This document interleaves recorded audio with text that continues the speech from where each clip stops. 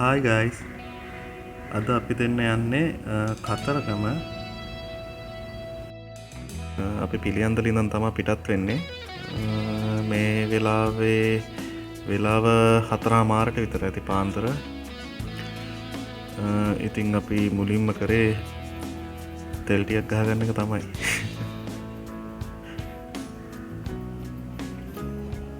මුලින්ම අපි ෂෙඩ් එකට ගිහිල්ලා තෙල් ටිකකුත් ගහගෙන එහෙම පිටත් වුණා. අපි හොරණින් ඉංගිරිය පැත්තෙන් දාලා තමයි යන්නේ රත්නපුර හරහා පැල්මඩුල්ල. ඒ පාරේ රූට් එකේ. ඉතින් හරිම ලස්සනයි. අපි මේ පැත්තෙන් යන්න තීරණය කළෙත් ඒ පැත්තෙන් යද්දි හරි ලස්සනයි. ඉතින් වටපිටාව පරිසරය අපි උදේ කෑමත් අරගෙන ආයි පිටත් වුණා. සෙල්ෆියක් එහෙමත් අරගෙන අපි මේ රූට් එකෙන් එන්න තීරණය කළේ මෙන්න මේක හේතුව උඩවල ඩෑම් එක. ඇත්තටම හරි ලස්සන තැනක්. ඒකයි මෙහෙන් ආවේ අපි. ඉතින් බලන්න ඕගොල්ලොත් එතන තියෙන සුන්දරත්වය. මේ ඉන්නේ අපේ ගමන් සගය. අපි එතනත් බහැලා සෙල්ෆියක් එහෙම ගහලා පිටත් වුණා.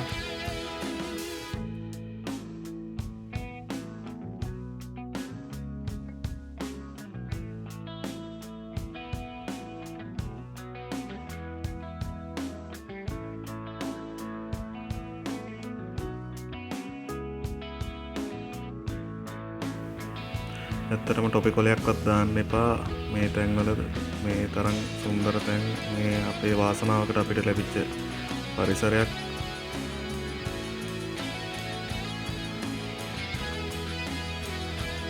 ඉතින් අපි කතරගමට ආවා. අපි නැවතුනේ මෙන්න මෙතන. අපි දවස් 2ක් හිටියා. අපි එදා හවස වෙනකන් රෙස්ට් එකේ ඉඳලා ඊට පස්සේ අපි කිරිවෙහෙරට ගියා. එන්නත් එක්ක කිරිවෙහෙර වැඳ පුදාගෙන අපි පහුවෙන්ද උදේ තමයි දේවාලයට යන්න ප්ලෑන් කළේ.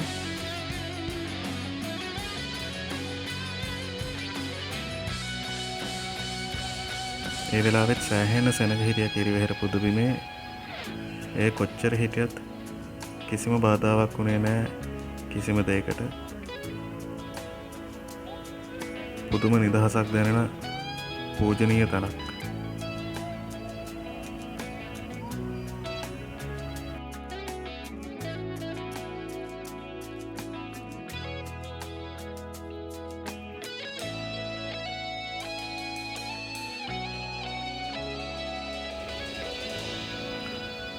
බලන්නකෝ ඈතින් කිරිවෙහෙරත් එක්ක ඒ තියෙන view එක. හඳ පායලා හඳුන් කුරුතුම. අපි එතනත් සෙල්ෆියක් ගන්න නම් අමතක කළේ නෑ. ඉතින් අපි පහුවෙන්ද උදේම දේවාලයට ආවා. දේවාලයට යන්න පිටත් වුණා. ඊට කලින් අපි පළතුරු වට්ටිය සූදානම් කරගත්තා.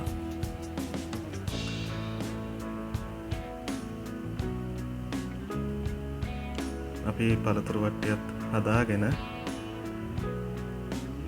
දේවාලයට තමයි පිටත් වුණේ. මොකද පූජාව පටන් ගන්න කලින් අපි එතනට යන්න පිටත් වුණා. හරිනම් අර එහා පැත්තෙන් අර මැණික් ගඟට බැහැගෙන හොදගෙන තමයි යන්න තියෙන්නේ. ඒත් අපි දෙන්න පාන්දරින්ම හොඳට නාලා කළා. අපි මැණික් ගඟට බැස්සේ නැහැ.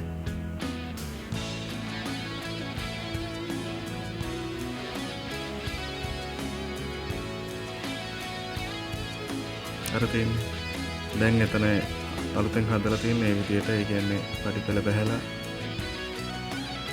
සෝදගෙන හැම අනිත් පැත්තෙන් උඩට නගින්න තියෙනවා.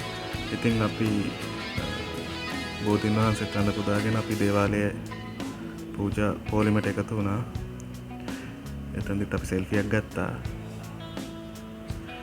ඉතින් පූජාව ඉවර වෙලා අපි දෙන්නත් එක ටිකක් පූජා භූමිය ඇවිදලා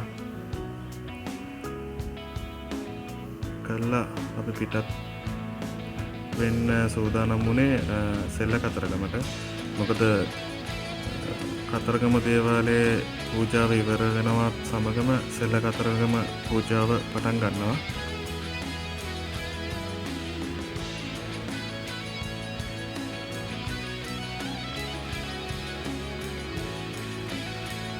මේ තියෙන අර එහා පැත්තේ පඩිපෙලින් බැහැගෙන ඇවිල්ලා මැනින් කන්දෙන් පාදෝවණය කරගෙන මූණ අතපය සෝදගෙන ආයි මේ පැත්තෙන් උඩට එන්න පුළුවන්. ඉතින් අපි දෙන්න සෙල්ල කතරගමට ගියා. අපි යද්දිත් පූජාව පටන් ගන්න ඔක්කොම ලෑස්ති වෙලා තිබ්බේ. අපි ඉක්මනට එතනට සම්බන්ධ වුණා.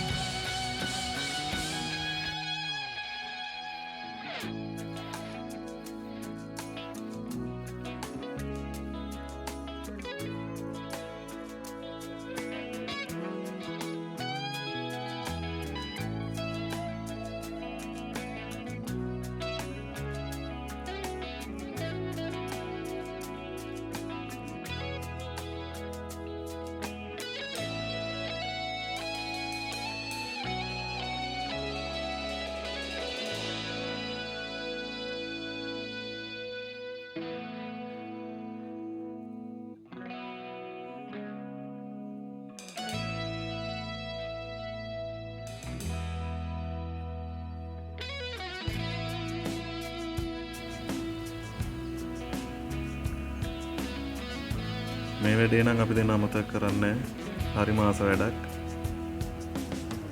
ඒ හරිය ගොඩක් මාළුත් ඉන්නවා.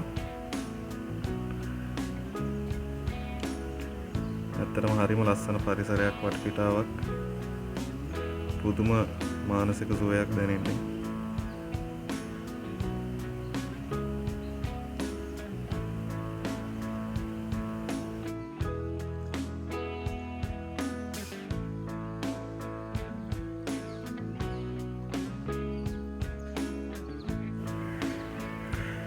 එතනින් පස්සේ අපි නවාතැනටත් ගිහින් ටිකක් වෙලා ඉඳලා කොළඹට පිටත් වුණා. අපි මත්තලින් හයිවේ දාලා තමා ආවේ. එන අතරවාරේ තමයි මේ.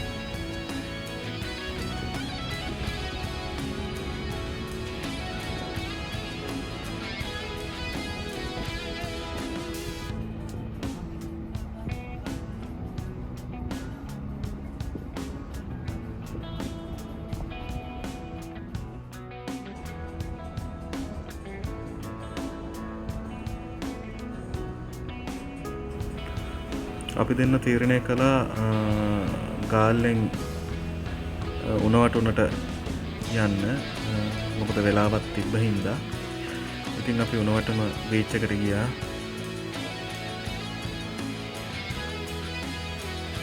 ඒ වෙලාවේ ඇත්තටම අවුවක් තිබ්බත් ඒක එච්චර දැනුන්නේ නැහැ.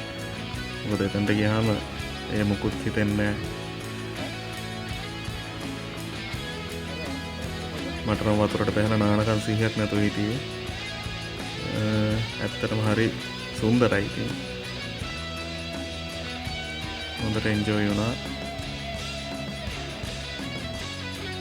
මේ තැන්වල මම දැක්ක සමහර තැන්වල කැලි කසල එහෙම දාලා තියෙනවා. ඇත්තට එහෙම කරන්න එපා. මේ වගේ සුන්දර තැන් අපේ වාසනාවකට ලැබිච්ච තැන්. ඒවා අපි රැක ගන්න අපි හැමතිස්සෙම උත්සාහ කරන්න ඕනේ. ඒක අපේ වගකීමක්.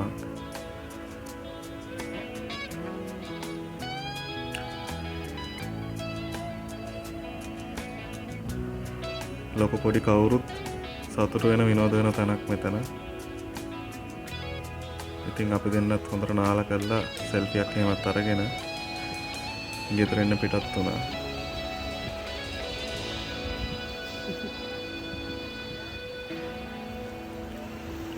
මෙයත් ඉතින් බබෙක් වගේ තමයි සිප්පි කොටුවේ හිඳිනවා. එහෙම තමයි.